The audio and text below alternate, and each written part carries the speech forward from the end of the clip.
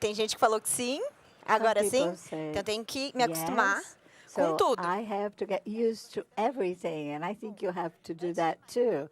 Before everything, my name is Ana Ruiz. Sou analista de soluções educacionais, analista sênior. E é legal falar que eu sou sênior, porque sênior não tem a ver com idade, né? Because it doesn't have anything to do with age. So I'm a white woman. I measure 157, and my hair is a bit different. It's shaved on one side. I'm wearing a black outfit with a white jacket and some details in purple, and I'm wearing a sneaker. And so in this first panel, the president of the central bank said he was wearing a suit and was very different from all of the other person. And I'm not wearing that either. So we don't know anything by ourselves. So now I'm going to call to the stage Chico, Jaime, and Morris. So please, you can select whichever armchair you want.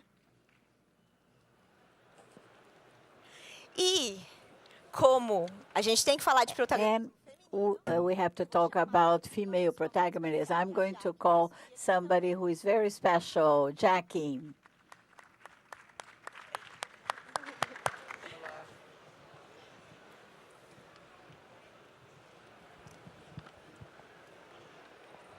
Bom, gente. Okay, so you're here in an environment where we have chairs, but they're not going to emulate people. I'm going to walk around. I will give the mic to whoever wants to speak, and I'll give you a tip. If you are in the back of the room, you can be missing what's happening in the front. So if you are in the back, you does not have a guide or the giveaway, sit in the front of the auditorium. Porque aqui a gente precisa se movimentar. Porque se a gente não se movimenta, who is the brave one to move about? So if we don't move, you don't talk about innovation and transformation.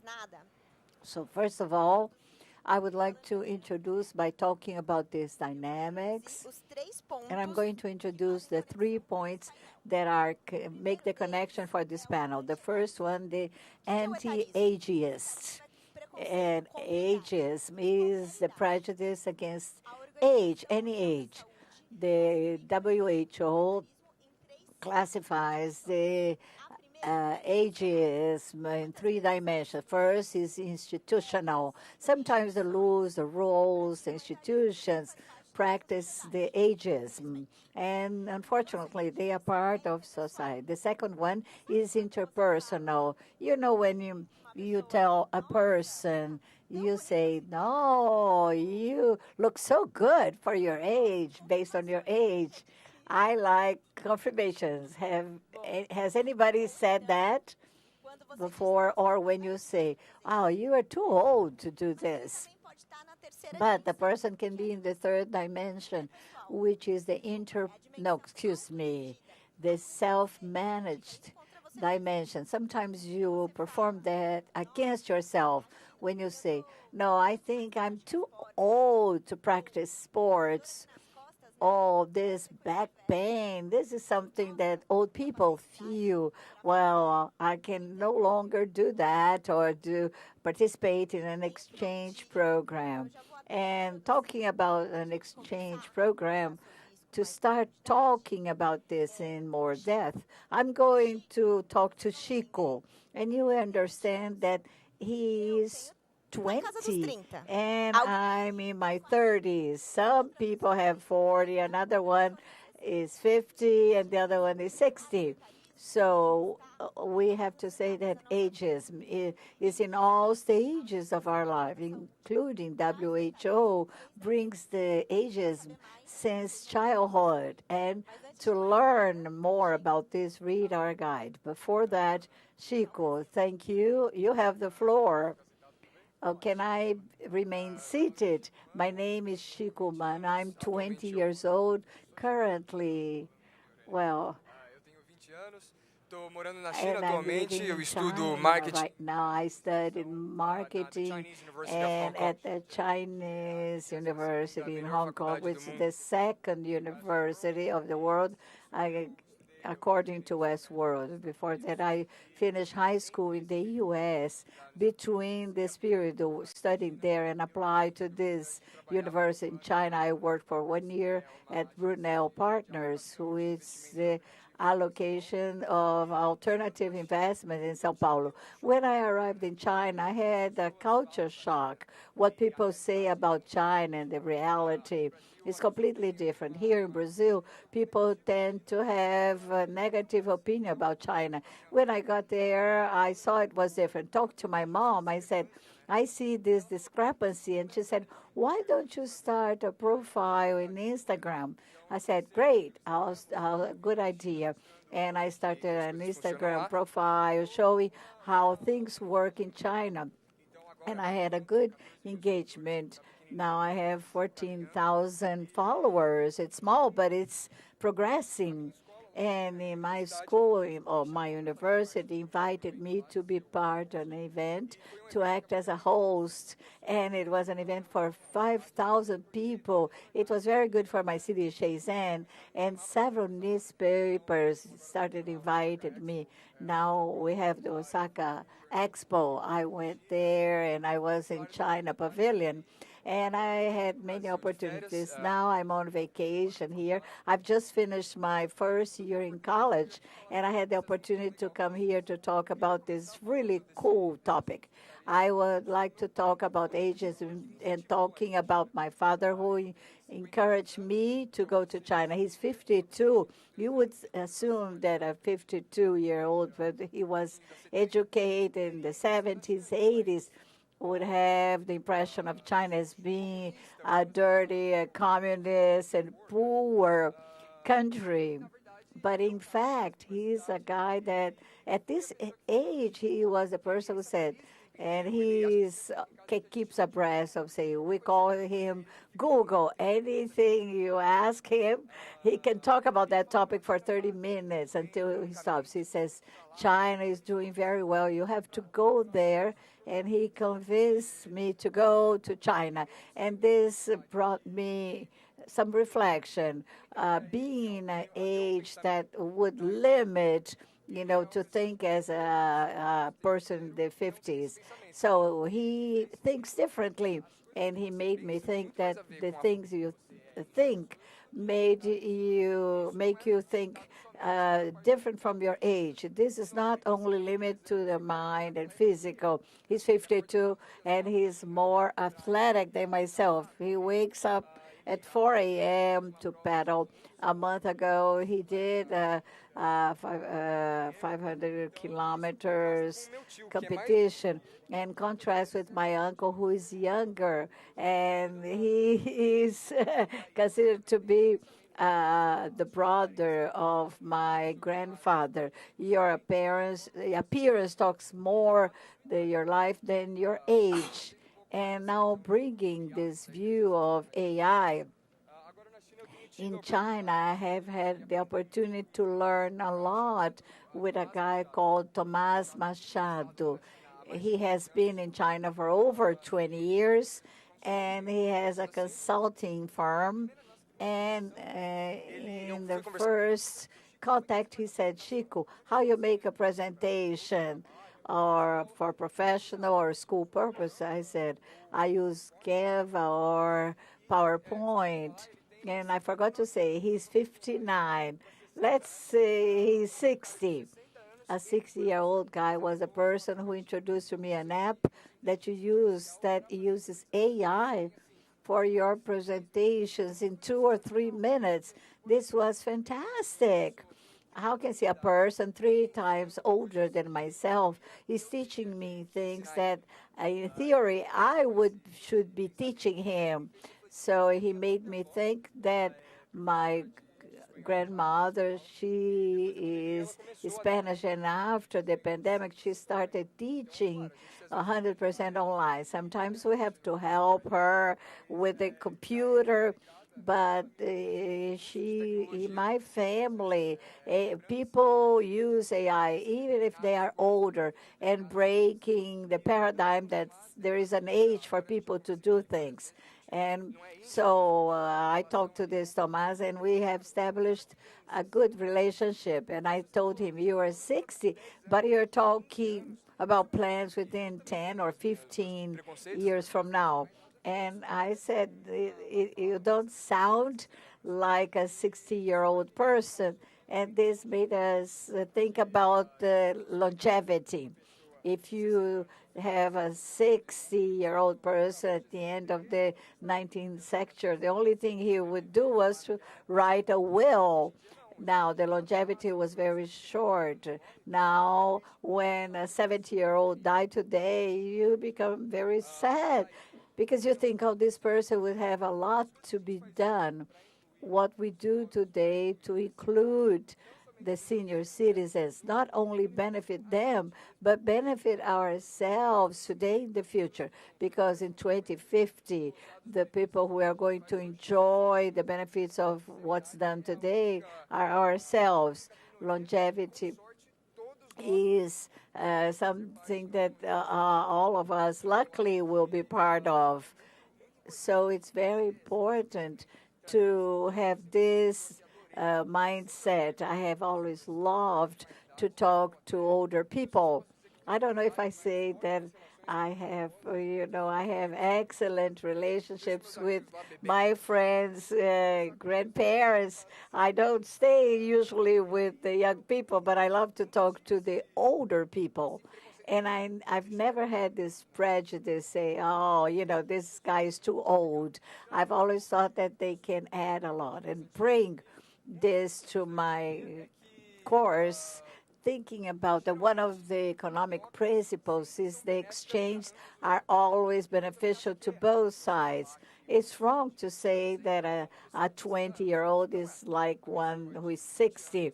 A 20-year-old will have qualities and weaknesses that are different from the ones who are 60. Instead of trying to equalize everyone or exclude one side, and according to the economic laws, is to bring the two people so that they can grow individually and with the company they are working for, with their purpose in life. So that's what I had to say. Thank you, Chico. Another question. What was innovation when you were born, in the year you were born, and we correlate that with the way we innovate, we create products and interact? Well, I think that was most innovative in 2005 when I was born.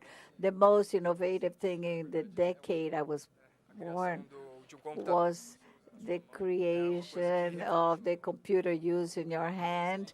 And this, it's a palm top, and mine is here by myself, my cell phone. This is very disruptive, that has changed the whole world scenario, not only in the area of technology, but everywhere. Nowadays, you don't use cash. You pay everything with your watch, with Pix, so which is related to the iPhone. And that's it. And now bringing it to our days, the same way, making internet common to everyone, to democratize here. For my generation is AI, to use AI for everything. So you ask AI, your dress code, what clothes you're going to wear. It's a good tool, but has to use with some caution. I've never used to find out, which clothes I should wear. But also in the decade or the year I was born, so we had www.com. Internet was created. So, and before giving to Morris, I would like to agree with your dynamics. Well, I know You haven't told us who you are, but feel free to, based on what Chico said, you can make comments. And before Boris bring his perspective of a specialist talking about longevity, and in the journey, so that everyone here will have, many years. Does anybody has any comment to talk about .com? It's a young person with a lot of wisdom. It breaks a lot of stereotypes. When you think of a 20-year-old, you think, oh, he doesn't know anything. There is also the ageism with the young people, and we have a concrete example that you cannot judge only based on age. And I also have several remarks, but I'm going to talk about my future comments. Okay, so in 2 words, seniority and maturity, depending on the age. Morris, you have the floor. Thank you. Good morning. It's a pleasure to be here. I will give my self-description. I'm a white man with short, brownish, grayish hair. I wear glasses. I have a grayish beard. I'm wearing dark blue jeans and a gray shirt. I'm 42 years old. I will be 43 this year. So I am a millennial, between millennial and X generation. And when I was born, the internet didn't exist exactly as a commercial tool. It was beginning to be used in the military, but the personal computers were beginning to be used. I remember I was a teenager when my father brought the first computer home, and it was a green, phosphorus, black and green screen. It was only DOS at the time, not Windows, and I was amazed by it. So from the beginning, I was always a nerd. I love technology. I graduated in software engineering. I love technology. I love AI. But today, I don't develop that kind of thing anymore, because today I'm CEO and founder of Maturi.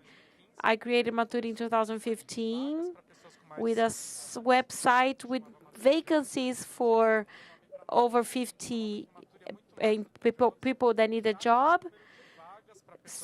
And it was for more mature people, because vacancies for 50+ people is scarce, and we began to teach them entrepreneurship and other non-traditional positions, and we began to show how important those kinds of vacancies are for companies. Now, companies are more interested in that, but there are a lot of barriers still because of ageism and all the stereotypes.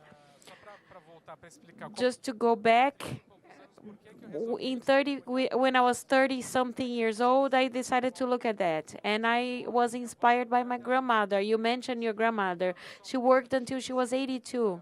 She was always very active, very hardworking, and she worked until she was 82. She was very well because she liked working, and she only stopped because one day the place where she worked, she fell. She didn't break anything, but she hit her face, and it was a scare. Our cities are not prepared for the elderly, and she stopped to work from one moment to the other, that she did nothing at home. That's when her health began to deteriorate, because she was a very active person, and suddenly she was sitting down watching TV all the time. She developed Alzheimer's, and she died at 91. When the tech company that I just sold, and then I realized the world was aging in a very accelerated way, and people didn't talk about that. And then the situation with my grandmother touched me, and I began to talk to people, and I got to know a lot of people that suffered and got depressed because there were no opportunities, and the difficulty of continue to work or getting a job because they were older. people 50, 60 years old, not even retired, knew that age was a blockage. And so that's when I created a maturity to help older people to be able to work independently of how old they are. So we have a lot of education, a lot of training. We did a lot of studies and research to prove that age diversity brings innovation, brings good results, and we have a number of cases to give proof to this. There is an issue of diversity, but it's more than that. It's innovation. Diversity brings innovation, and the age diversity also does that. Having different generations working together in an integrated way helps. And if they aren't in an environment where they can talk without having the generational shock, so we need to. It doesn't work. We need to have leadership supporting our human resources helping, because we have a culture that is ageist, especially in the workplace, but people are aging and we're having less children, and companies are having difficulty to hold the younger generation. So this is also a strategy for the future of the organization, to have the 50+ inclusion, because the workforce is going to get older and older. By 2040, according to a study, 57% of the workforce will be more than 45 years old. So if you only focus on the younger people, soon it will be very difficult to survive, both regarding consumers and workforce, because the silver generation, which is 50+ people, is getting bigger and bigger. So not only hiring 50+ people, but training your workers about this subject is important, because entrepreneurship and the employment market is growing, and they need to learn about AI. Sometimes they are afraid.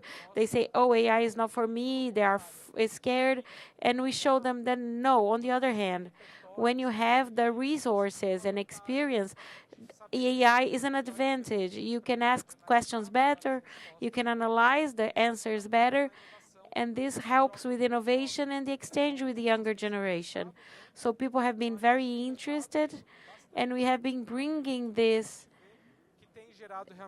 to people, and this has been generating innovation and putting together with the AI and the intergenerational interaction, have been bringing financial results. So it's not a threat, it's an opportunity. So the AI is a threat, or it generates opportunity? It generates opportunity. It's only a threat to those who think that that's not for them. So as we break these barriers, we bring opportunities, because AI needs people from all ages, because AI learns with humans, with content that we generate, and AI opens doors. Not just AI, but technology is not a barrier, is an ally. It opens doors. All the hiring process is done through AI. So if we cannot see as a threat, if it's well done, if you have multifunctional teams working and training AI, it will be inclusive. And when you know how to use it, you can take advantage of all the opportunities that AI can offer, be it for myself or for my company. When I listen to Chico and Morris, something that an important point that stands out to me is the importance of allies. Morris just mentioned his concern about the 50+ people when he was 30. He talked about Chico talked about his interaction of him as his age talking with older people. So also that interaction is important. I have a question for you as a specialist. Considering all the 50+ people that you talk to, what's the biggest challenge that they face to get into the market and getting jobs? And what's the difficulty from the companies to accept these people? You asked Morris, but it's the perfect hook for Jackie. I'll let Jackie talk. Você quer... Jackie, who are you? Let's begin. Good morning. It's a great pleasure to be here with this wonderful panel and to launch this third edition of Words That Change. That is very, very important. I'm Jaqueline Busnello.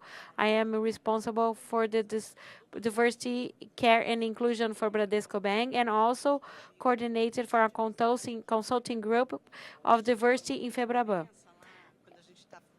And when we begin to talk about some event, and we start doing our self-description, and now which is a accessibility resource for visually impaired people. So we are assisting those people. I'm a white woman with curly hair just below my shoulders. I have brown hair. I wear glasses, and I'm wearing a dress and a jacket, a black jacket, and a black and white scarf around my neck. Well, when we talk about the multi-generational challenge, this is a great opportunity for companies.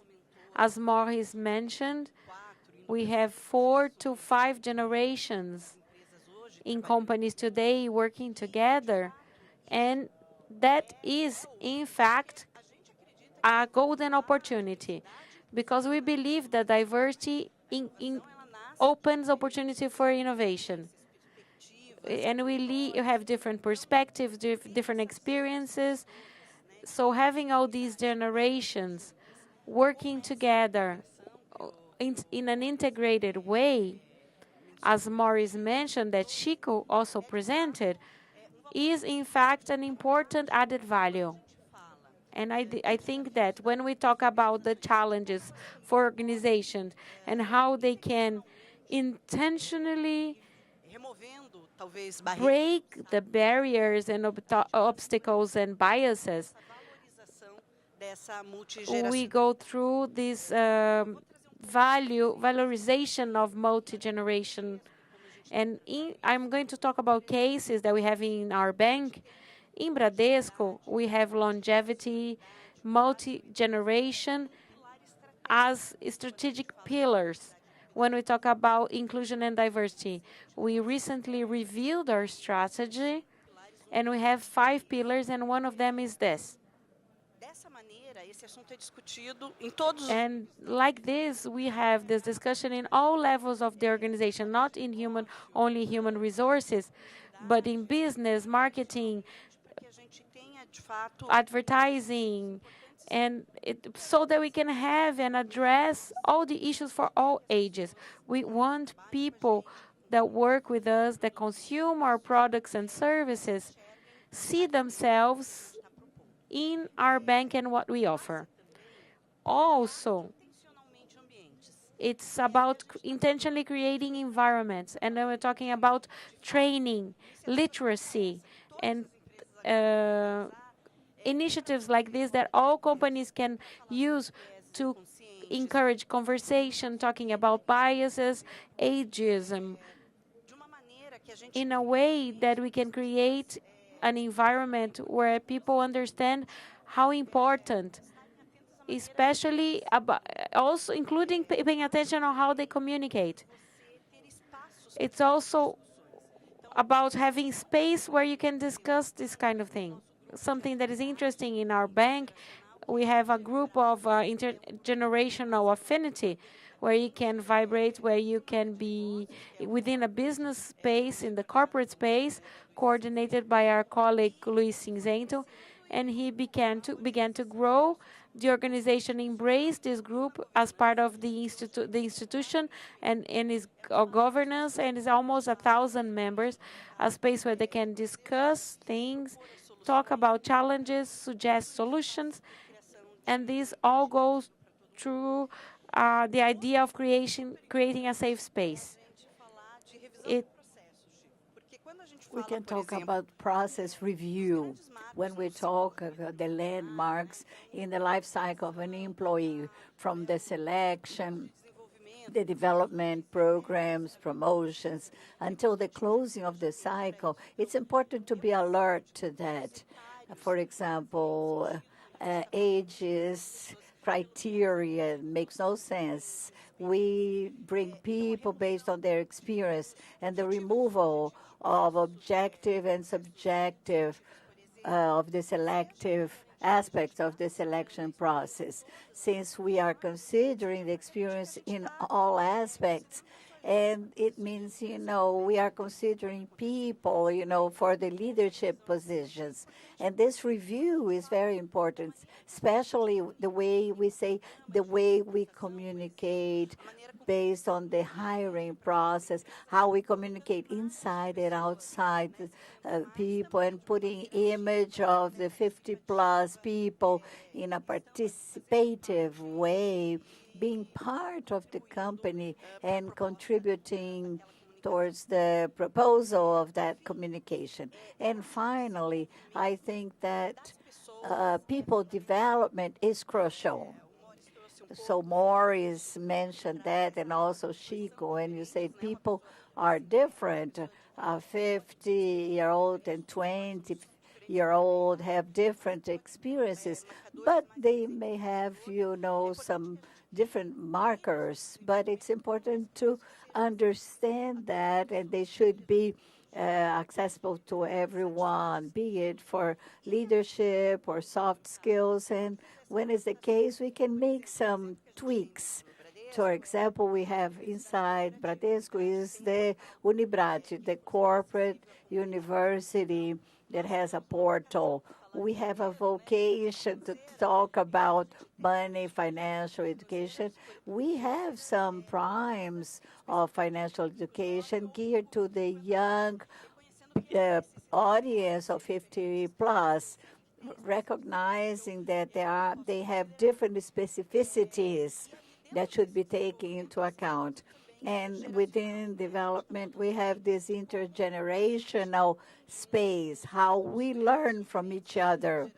Different generations, different intergenerations, mentorships or reverse mentorships. It's a way of proposing these spaces. Everything helps the company to have an environment where each person will feel included and valued, and the person can do his best irrespective of their age.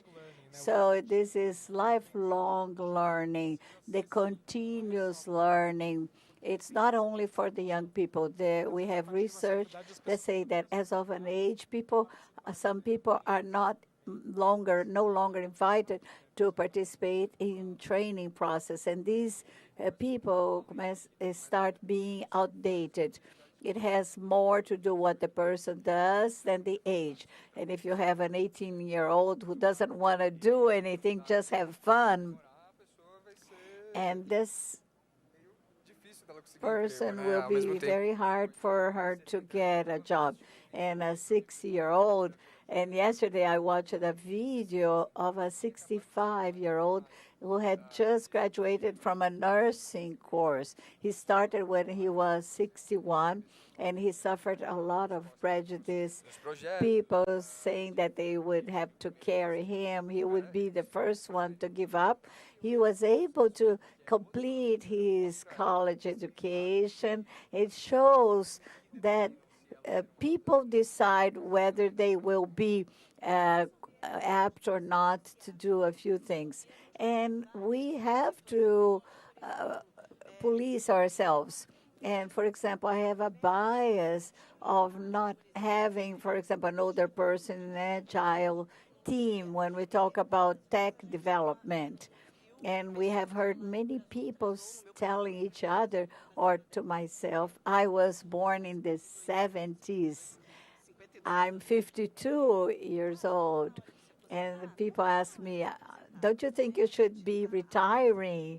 I don't think so. You should retire when you feel you want to change your psyche or invest in other areas. So communication is a place where we can have inclusion if we pay attention to how we are expressing ourselves and conducting our interactions. It's interesting. Now, based on everything that has been said so far, we talked a lot about the personal perspective. So the experience we had with our grandparents, our friends, and the individual and professional aspect, what we are doing today that will reflect on our career if we want it to be a lifelong career, and what we do as an institution. Jackie gave us good examples on how the companies are organizing themselves. We at FEBRABAN, the diversity group, we foster these type of actions. They are not isolated, but they are included in the financial market. Now, we don't know who is Jaime here at this. Okay, Jaime, tell us who you are and bring us, in your perspective based on a person who has a long experience. And okay, Jaime, can you give me some mentorship? Good morning, everyone. For those who cannot see me, I'm a black man. I'm 58. I'm dressed in black with a gray scarf and black sneakers with a detail in white. And it's a great pleasure to be here, invited by FEBRABAN. This year, I complete 50 years of work. I started working when I was 8. And I think there is a very important element when we talk about age and society, and also the social aspect.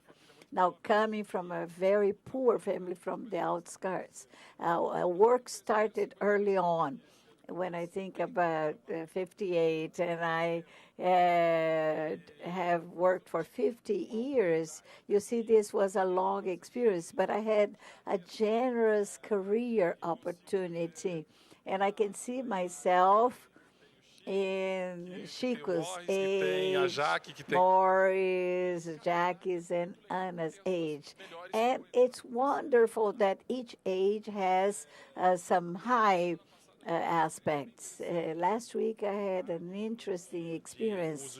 We talk about age, the use of AI. I work with the B3 team in a hackathon of entrepreneurship using AI. I saw very young people using AI to develop powerful solutions for complex problems. And what the most attracted my attention was an apprentice who was making a presentation of an AI initiative for an important topic identified as needing a solution. He was younger than my son, who is 18, and I was delighted to see that. And on the next day, I participated in the IBM exam forum on AI. And IBM CEO said that at IBM, we have some working groups who use AI, and they tap into different possibilities. My assistant participates in one of these groups, and she's 50 years at IBM. This is the beauty of seeing older people, more mature, and young people. So a person who has 50 years of IBM should have at least 64 years old. So this year, the year we celebrate the 5 generations working together at organizations. We already people considering the apprentice and in the alpha generation. So we have a wide range of opportunities. so that we can see different generations participating in the process and cooperating. And often we hear about stereotypes about different generations, especially 50 plus and the 20 minus that work with the ageism. And we built a lot of scenarios of generational conflict based on these stereotypes.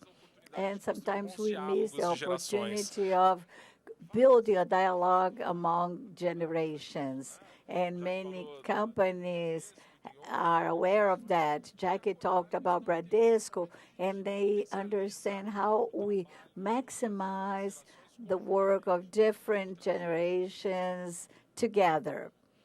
So I'm going to give you an example of a company that's a client of the company I work for, and who has hired us to organize mutual intergenerational apprentice program, Stanley Morgan. That is how we bring together different generations, how we maximize all of these actions and integration.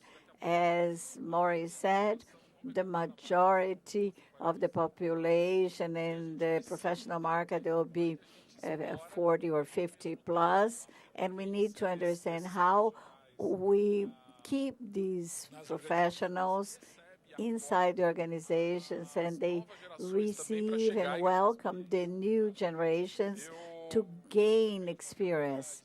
I see I come from 32 years in a pharmaceutical industry.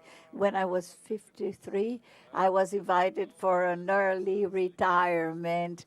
So I have retired for some years. And during these years at FESA Group, I work as vice president of the inclusion cell, and I've been working in the academia for 24 years, and I teach at St. Paul's Business School. And in the third sector, I keep some time to work with institutions that work with different generations. I'm the advisor of Pactua, and I accelerate the career of Black people in leadership, and I work in the advisory board at the Capão Redondo. The majority of them are boys and Black boys to connect with their first job. I'm advisor of the Bung Foundation, the agribusiness area. We work in the productive area and the indigenous area, and I'm the director of BRH São Paulo. So my life as a retiree has been very exciting. There are many things I can do. I have no doubt that AI will be an additional revolution. Was the Barca and internet when you were born, Anna. And I would like to say that when I was born, the main innovation was the heart transplantation. This was very important. Okay, I didn't say mine. When I was born in 72. In 71, the microprocessor was created, and it changed forever the way we live, work, and interact in AI, smartphone. So it has made possible so that we were able to miniaturize the computer and the interpersonal and the digital revolution we are going through exponentially. It was a major innovation. Qual foi a inovação? So what was the innovation? What I mentioned was the PC that entered our homes. Until then was, the large computers, but based on MS-DOS, we started having personal access to computers inside the households. And I forgot to make my audio description. I have also curly hair, and I'm dark complexion. I'm wearing a gray wool jacket, a white shirt, gray pants, and with a black shoes or sneakers with some white details. Does anyone here want to say what was the innovation of the year they were born in, or ask a question? Okay, whoever asks any question will get a stick. We are talking about human interactions. Now, does anybody have any question or any comment? I can say that everybody is comfortable with their own age, what they're living at the moment, right? Okay, I understand that you left all in a reflective mood. So I'm going to try to be easy with that because nobody wants to ask. Oh, we have a question. Hello, everyone. Good morning. I'm Beatriz. My self-description is a 1.60 m tall woman with brown curly hair, green eyes, and I'm wearing a red coat, black pants, black boots, and overcoat that is blue. I recently was able to talk to Ana. I admire her a lot, and about this very subject. I'm 22 years old, and I study a lot generational conflicts, and I love this subject. And I was even doing a project, and I used a Maturi case about the baby boomer generation. And I think that today we have, at least in my point of view, when we talk about work and jobs, when we talk about different generations, I just found out that it's 5 generations in the workplace. We have a little bit of a tug of war, of kind of a war. Como que eu posso falar? Desculpa. Muitas vezes where many times we find ourselves not accepting where we can improve. That's for any age. For example, myself as a younger person, I will say, I'm too young, I'm connected to technology, why do I need to learn more? Just as an older person could think like that. I've lived enough, I lived a lot, I know a lot more than you, so I don't need to, you don't need to teach me. And we end up having this ego conflict. And I think that's the greatest block for learning. We put ourselves in a position of ignorance, like I don't need to learn anymore. And the greatest key to have a healthy environment when we talk about relationships with different ages is to put yourself in a position where you're willing to learn. We can learn with anyone, be it whoever it is. Be it with someone who's 16 years old, he's teaching me about AI, or someone who's 60 or 70 years old. I'm 22 years old, and I work mostly with people older than 40. So I'm always learning something new. And basically, that's it. It wasn't a question, but it's just a reflection on what everything that's been said. What's the turning point when you're working in a company or organization about relationship? I think you made a very relevant point, a very important point, that within organizations we have tried not to have the conflict. Stop getting to that place. A place where you add instead of fight. It's so much better, and it goes through everything that is being discussed. How can we create these spaces where the position of literacy, the position of discussion, so that people can talk about and tell how they feel, and see how other people feel. So it's a place of listening, a space of listening. And this makes things easier, and that makes it easier for you to be vulnerable and see value in what other people can teach.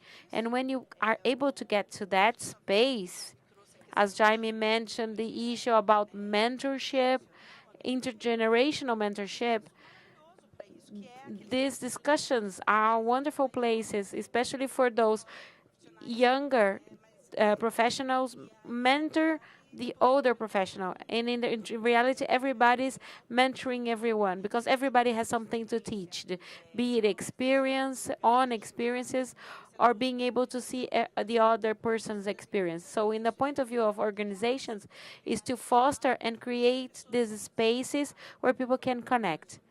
And going back to the reverse ageism, you say that you're already working. I have been working as well, some things in Brazil. And there's a lot of jokes with the interns. And there's a lot of memes when our company is composed by 6 people and 2 trainees. And putting the intern in the position of just being a placeholder, someone that gets in the way. And many times is the trainee that brings a new perspective, a new idea, different from everybody who's working in that company. So as we are entering in the workplace, and people, even younger people, they can contribute, and they are very important. And to reinforce what you just said, of creating a space for generational dialogue and being sure that nobody's better than the next person. It's a complementing kind of situation, but this needs to happen naturally. It won't happen naturally. You need to have training and literacy and bring this learning into the culture and bring it to practice. You need to put people together where there's respect, because then the exchange is very rich, and you begin to break all stereotypes in practice, and you start to create cases of success. And those can help to make people aware. And I think you said something that is very important, is the issue of constant learning. You work with older people and you learn with them. And I think when you create an environment where you can dialogue, even if it's not a formal mentorship situation, if you invite an older person to talk to you, and you ask questions, but tell me a little bit about your journey, your life, the amount of learning that you can get is immense.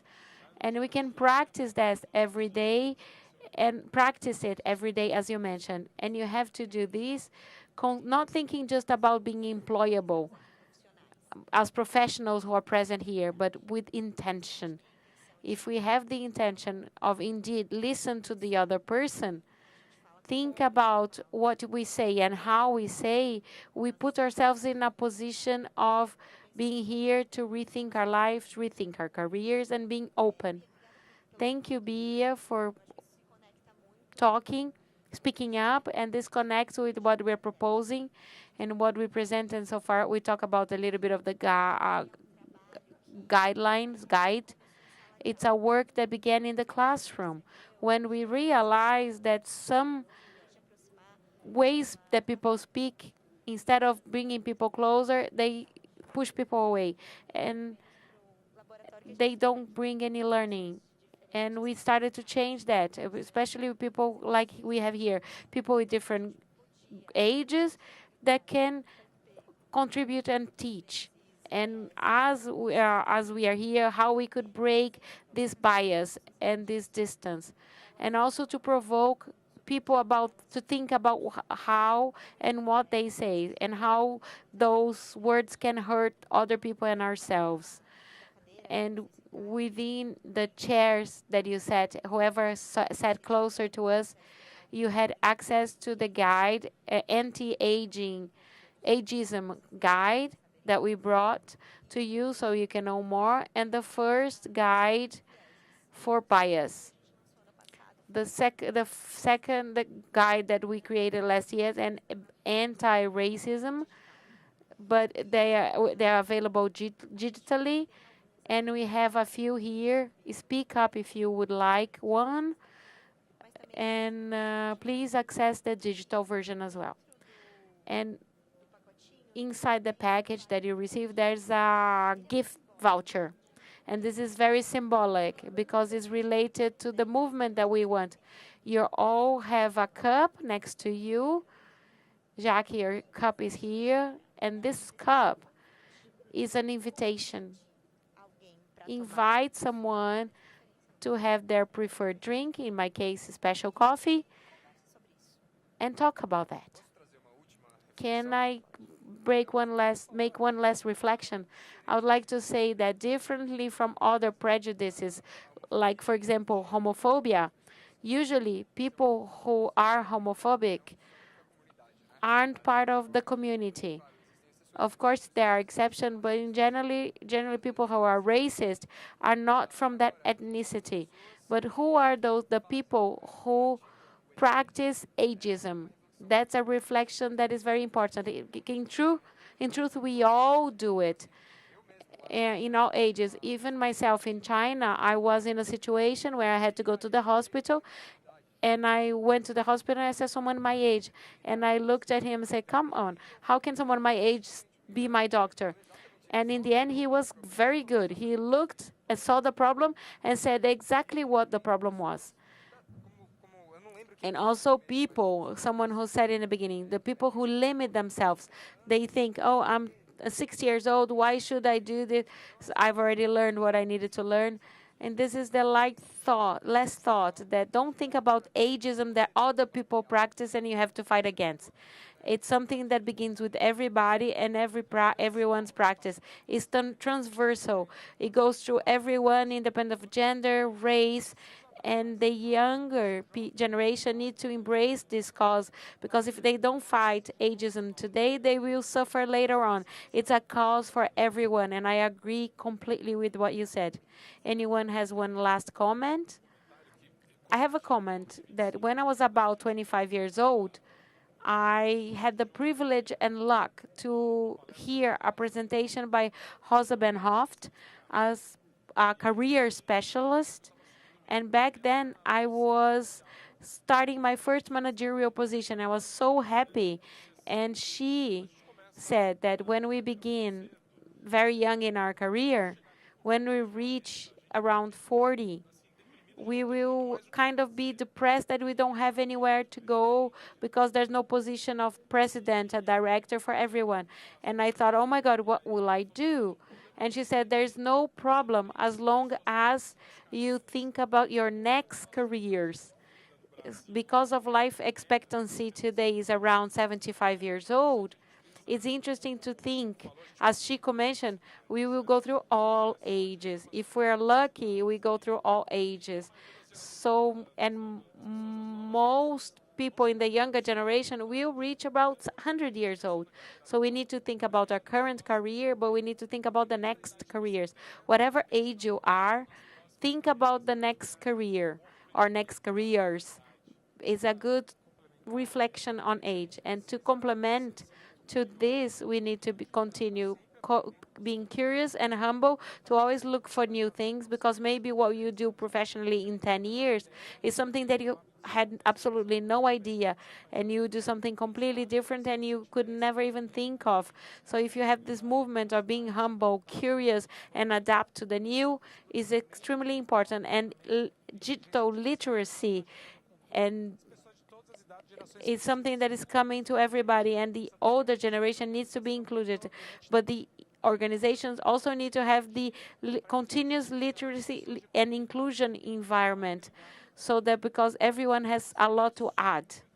And I would like to compliment that people all ages and all social classes, without a doubt, we have to be careful that this great revolution, for example, like AI, don't make the gap between classes wider.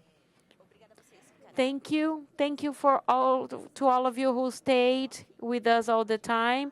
The conversation will continue with us in our stand, but stay here. We will continue with our agenda. We will have a presentation, a panel with Connect, with what we just talked about, which is about learning. So have a good event. Thank you all for your presence.